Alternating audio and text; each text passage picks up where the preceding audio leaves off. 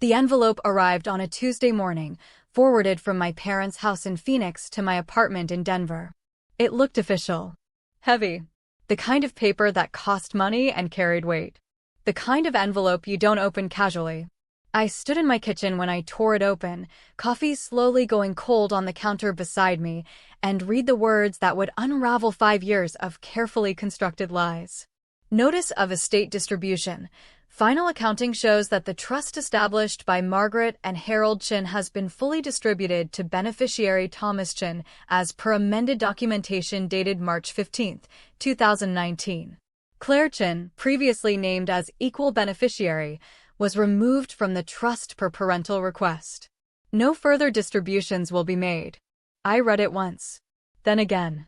Then a third time, slower, as if my eyes had misunderstood the words the first 2 times.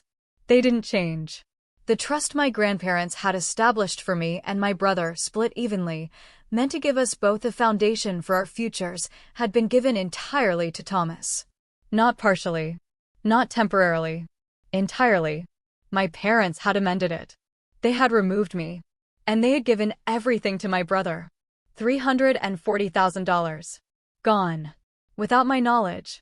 Without my consent. Without so much as a conversation. My name is Claire Chin. I was 29 years old, and I had just discovered that my own family had stolen my inheritance and handed it to my brother to fund his so-called business venture. The same business venture I'd been hearing about for 5 years. The one that was always about to launch. Always almost profitable. Always one investor away from success. The one that somehow justified Thomas, at 32 years old, still living rent-free in my parents' basement. I called my mother. She answered on the 4th ring, cheerful and unsuspecting. Claire. Hi, honey. How are you? I got a letter from the estate attorney, I said. About Grandma and Grandpa's trust. There was a pause. Not confusion. Not surprise. Just silence. Then, carefully, oh. That? You gave my inheritance to Thomas. We didn't give it to him, she said quickly. We invested it in his business. There's a difference. You removed me from the trust without telling me. That's not investing. That's stealing. Don't be dramatic. The money is still in the family. And Thomas needed it. His app development company required capital to launch properly. Your grandparents would have understood. They were entrepreneurs too. My grandparents left that money to both of us. Equally. You had no right to change it. We're the trustees. We had every right. And we made a decision that was best for the family as a whole. Best for Thomas, I said. Thomas is building something, she snapped. He's creating value. He needs support during this crucial phase. You have a job. You have a salary. You're fine. I was fine. I worked as a systems analyst at a healthcare company. I paid my bills. I lived within my means. I didn't ask my parents for money. But that wasn't the point. The point was that my grandparents had wanted me to have that money. They had worked their entire lives to create something to pass down. They had structured the trust specifically to ensure fairness. And my parents had decided I didn't deserve my share. What exactly is Thomas's business? I asked, forcing my voice to stay level. What does his app do? It's a revolutionary platform connecting freelance workers with opportunities. Like Uber, but for everything. He's calling it Connect All. And how much money has Connect All made? Claire, you don't understand business. These things take time. Rome wasn't built in a day. It's been 5 years, Mom. 5 years of Thomas living in your basement, driving the car you bought him, using my inheritance to fund a business that hasn't made a single dollar. At what point do you admit he's not building a business, he's just spending money? Your jealousy is showing. It's not attractive. I'm not jealous. I'm angry. There's a difference. You stole from me. You gave my inheritance to Thomas, and he wasted it. And now you're trying to make me feel guilty for objecting. We didn't steal anything. The money went to something worthwhile. And when Connect All takes off, we'll all benefit.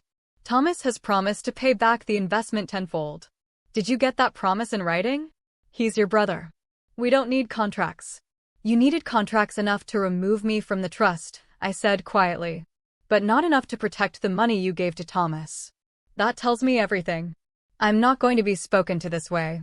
If you can't be supportive of your brother's dreams, then maybe we have nothing more to discuss.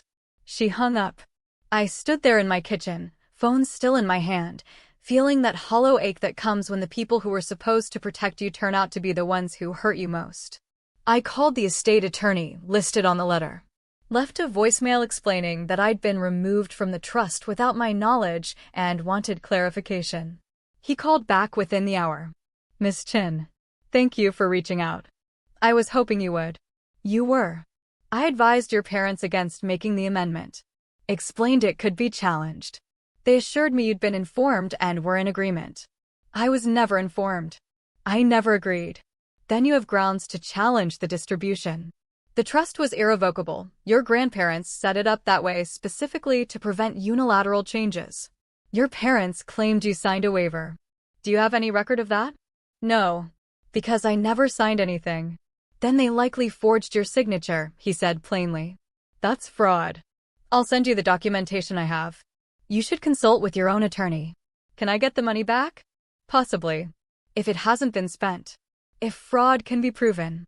These cases are complex and expensive, but yes, there is a legal path forward. That path turned out to be brutal. I hired an attorney in Phoenix. Paid $5,000 upfront.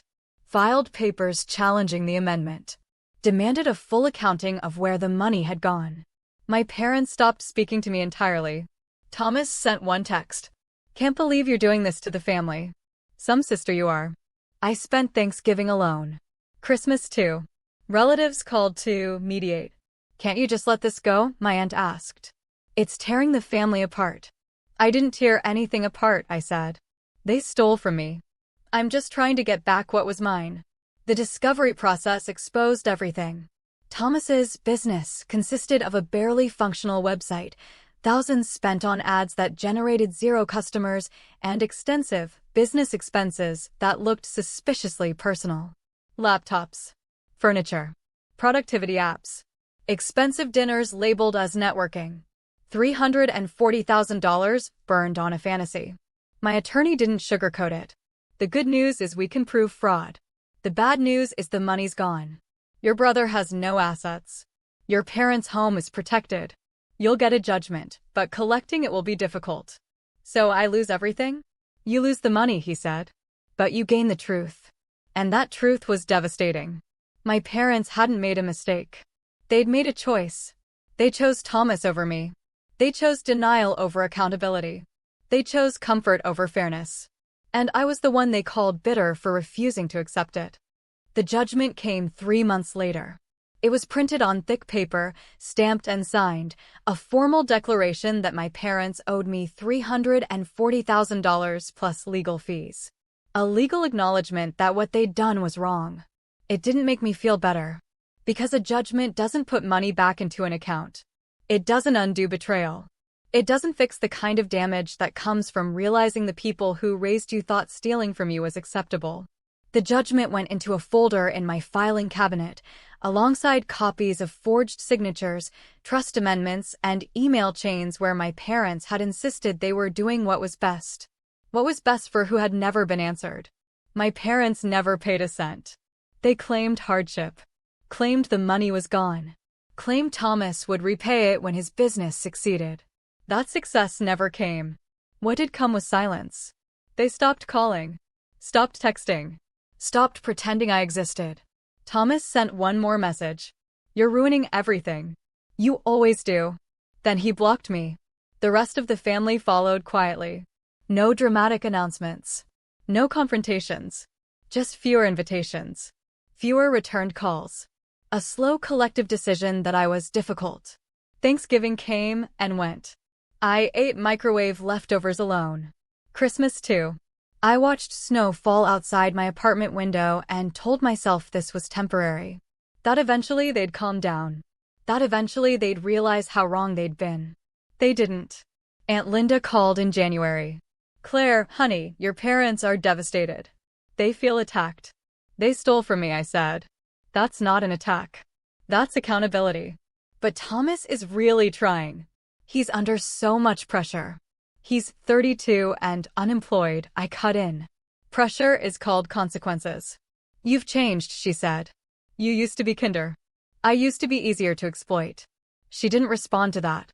By spring, the isolation had settled into something heavy and constant. Friends tried to understand but couldn't fully grasp what it meant to be cut off by your own family for asking for basic fairness. Well, at least you know the truth now, one friend said. That wasn't comforting. Truth doesn't replace family.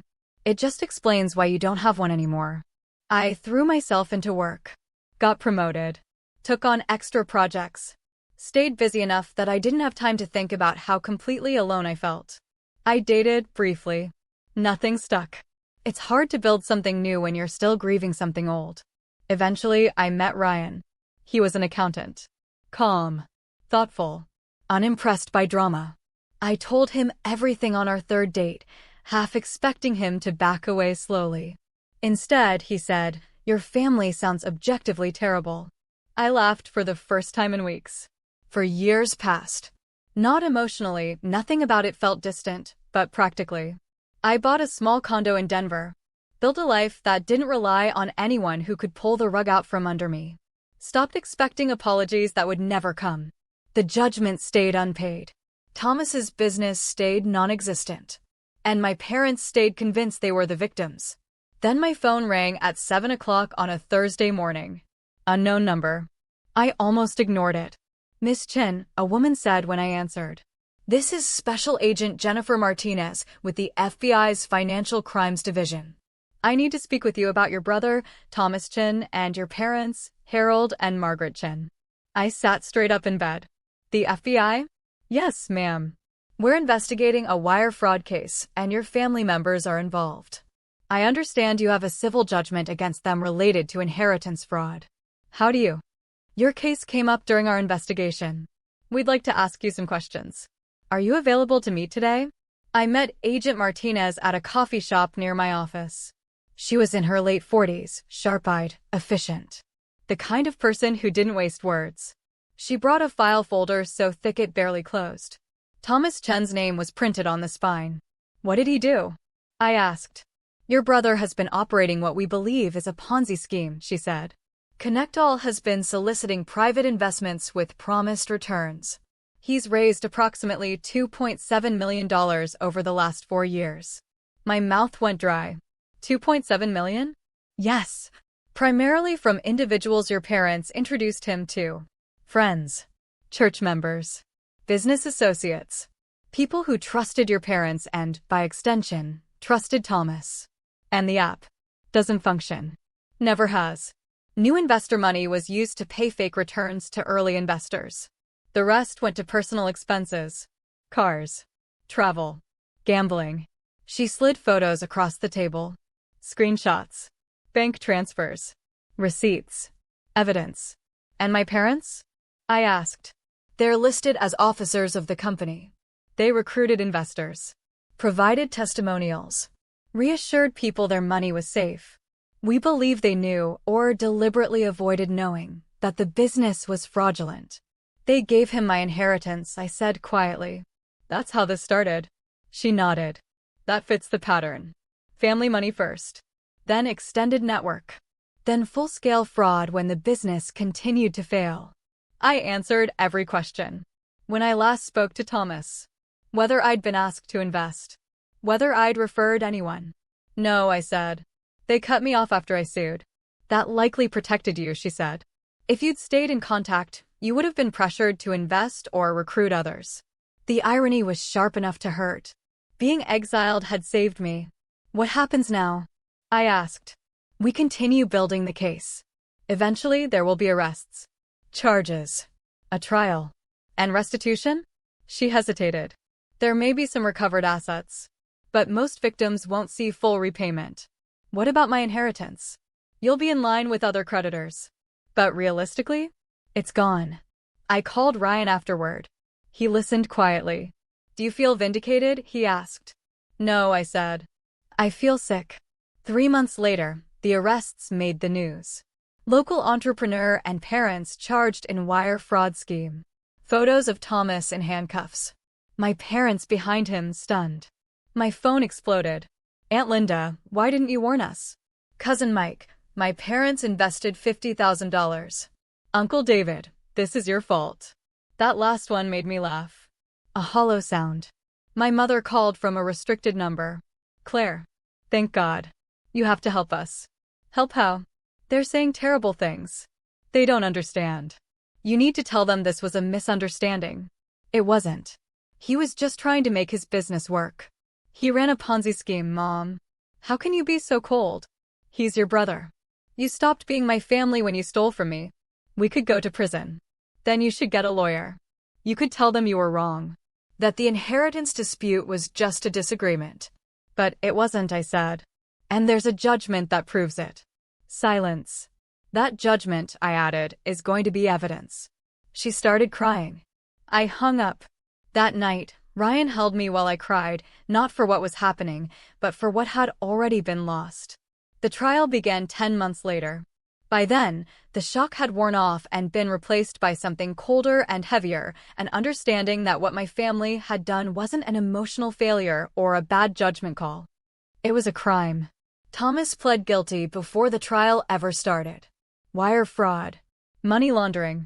He took a deal, 7 years in federal prison in exchange for testimony against everyone else involved, including my parents. They didn't take a deal. They insisted they were victims too. That Thomas had manipulated them. That they had believed in his business like everyone else. That defense might have worked if not for the evidence. And if not for me. I was called as a witness. Not because the prosecution needed me to prove fraud. They already had bank records, investor testimony, emails, contracts, wire transfers, and Thomas's confession. I was there for something else. Pattern. Motive. History. I sat in the federal courtroom in Phoenix, hands folded tightly in my lap, and watched my parents take their seats at the defense table. My mother looked smaller than I remembered. Older.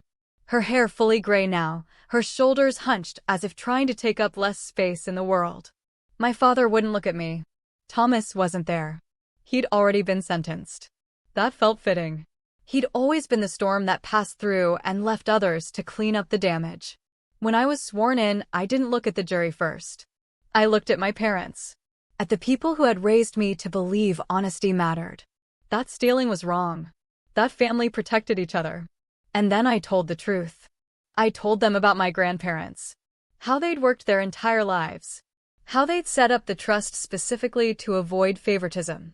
How they'd wanted both grandchildren to start adulthood with security. I told them about the letter. About opening it alone in my kitchen.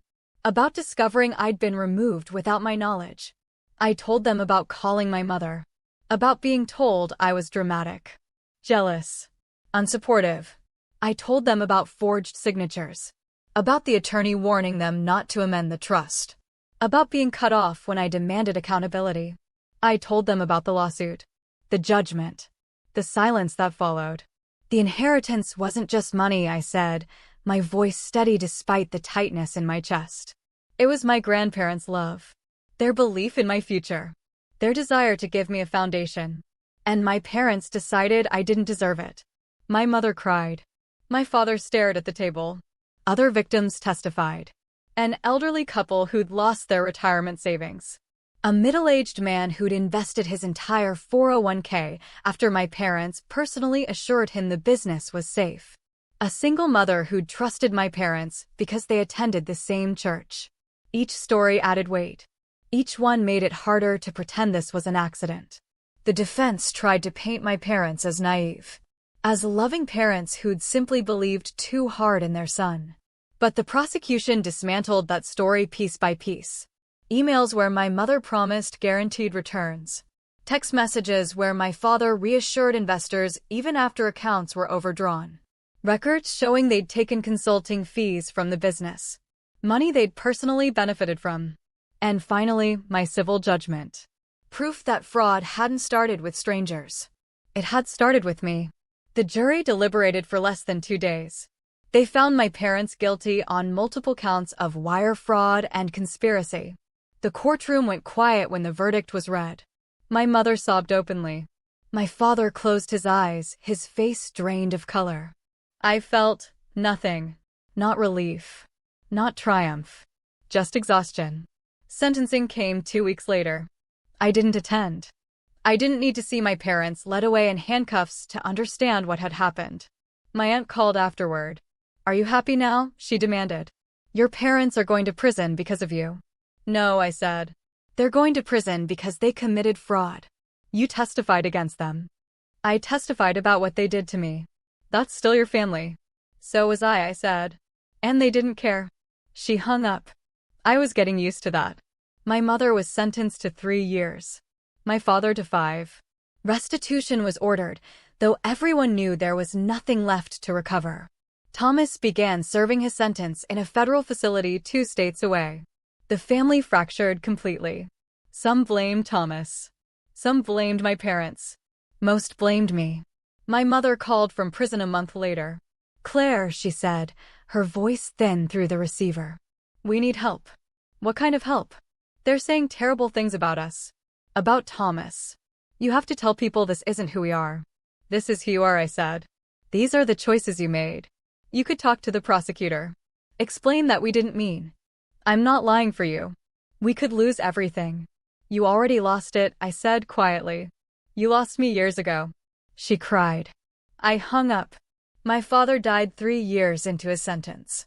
A heart attack. The prison called because I was listed as next of kin. They asked if I wanted to claim the body. I said yes. They asked if I wanted to arrange a service. I said no. I paid for cremation. Nothing more. My mother was granted temporary leave to attend a service that didn't exist. She called furious. "You couldn't even hold a funeral?" "I'm not obligated to perform grief," I said. "Especially for someone who stole from me. He was your father. He was also a criminal." That night, I cried in Ryan's arms.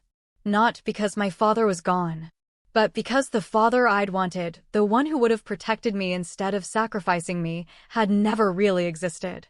My mother wrote letters from prison. Pages and pages.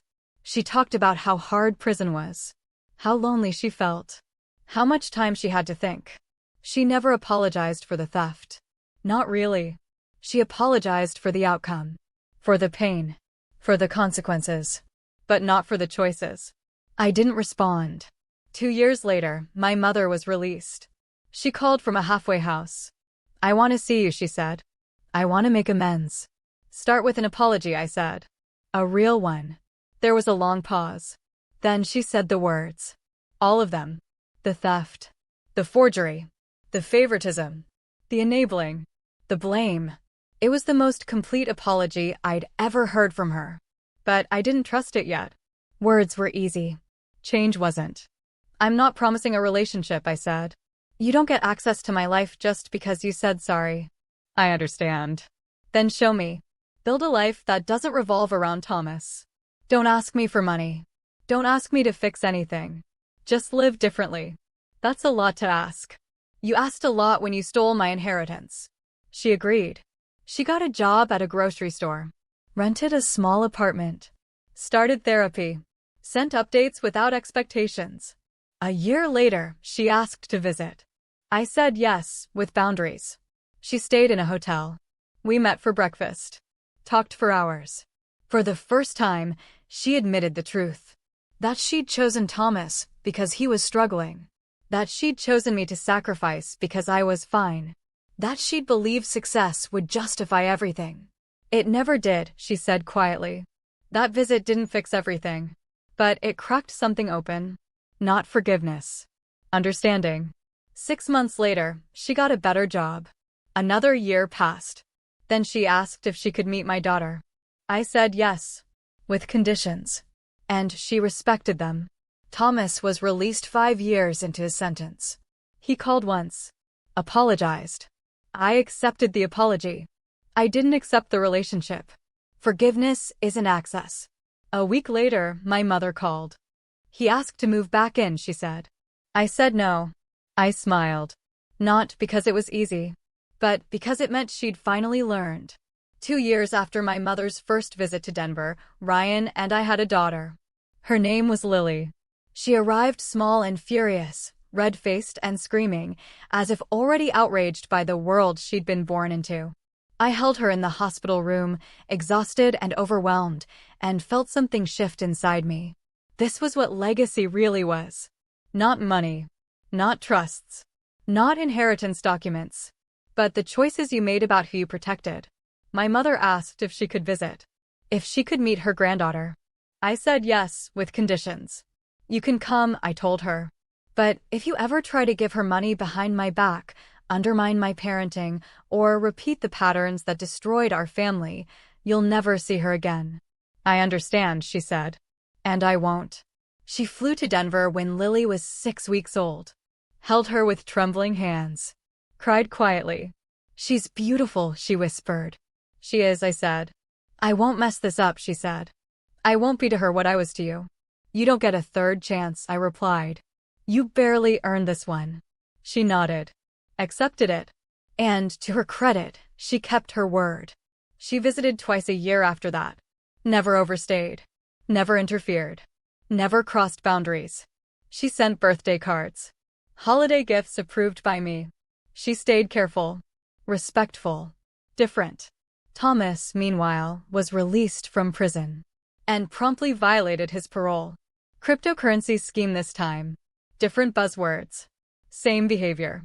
He went back to prison within a year. He never learned, my mother said during one visit. And I finally understand that I can't save him.